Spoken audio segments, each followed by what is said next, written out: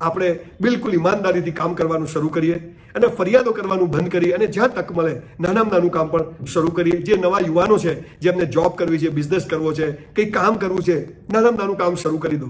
બસ બીજો કોઈ જ રસ્તો કોઈની પાસે નથી. બાકી તો બધા સ્પીકરો આવશે ને તમને કહેશે કે તું કર શકતે હો ને યુ કેન ને વી કેન ને પેલાએ કર્યું તો તમે કરો, લા એને કર્યું પણ એને છોકરો ન કરીએ એટલે એ તો થતું એમ થાય. એવી આ જે દોડવાની જે આપણને એક આખો બિઝનેસ ચાલે છે, તમને સતત દોડાયા કરવાનું, સતત ટોપ પર જવાની વાતો કરવાનું, એના કારણે જ્યાં છો ત્યાં ચૂકી જશો. જીવનની તૈયારી કરવાને બદલે આજની તૈયારી કરીને આજને જીવી લઈએ. આજે મસ્ત કામ કરીને સુઈ જઈએ, કાલ સવારે ઓલી કઈ નવી માકડ હશે, નવો ઉપાધિ હશે, નવો ફાયદો હશે. આવું બધું જાદુઈ દુનિયા છે.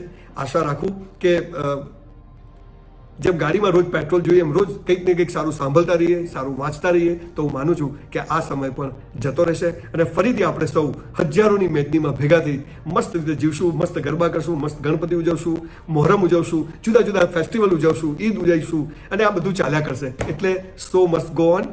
હસતા રહીએ,